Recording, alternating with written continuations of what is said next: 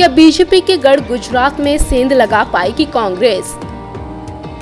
गुजरात में आखिर चुनावी जीत का ओपीटी क्या है?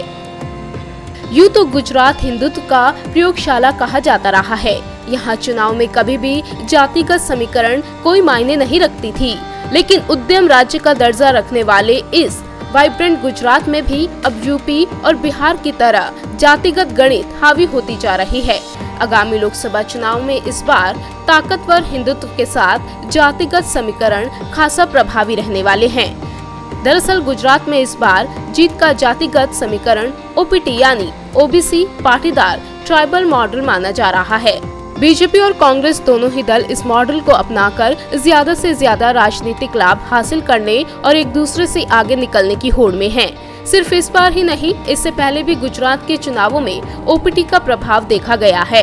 लेकिन 2019 के लिए कांग्रेस बीजेपी के उम्मीदवारों की सूची से इतना तो साफ है कि जीतने के चांस को हाई रखने के लिए ओपीटी मॉडल दोनों दलों की जरूरत बन गई है।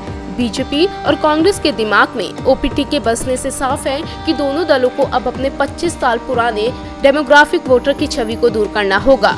80 के दशक के दौर में माधव सिंह सोलंकी के नेतृत्व में कांग्रेस ने गुजरात में KHAM यानी क्षेत्रीय हरिजन आदिवासी मुस्लिम की खोज की थी, जिससे वो एक दशक तक सत्ता में रहने में कामयाब रहे थे। लेकिन इससे न सिर्फ समाज का विघटन हुआ, बल्कि उन लोगों का भी कांग्रेस के प्रति मोहभंग हो गया जो क्षेत्रीय हरिजन आदिवासी और मुस्लिम नहीं थे।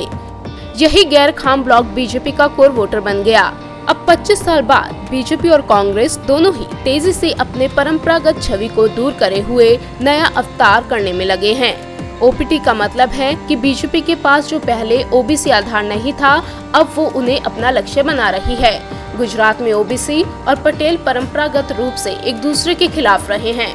कांग्रेस के खाम में पटेलों के लिए जगह नहीं थी, उसी तरह बीजेपी के पास अनुसूचित जनजाति वोटर नहीं थे। अब जैसा कि ओपीटी जाति का नया मंत्र बन गया है, तो बीजेपी के हिंदुत्व को अपने प्रमुख औजार के रूप में बरकरार रखते हुए ओबीसी और आदिवासियों को अपने कोर वोटर में शामिल कर लिया है।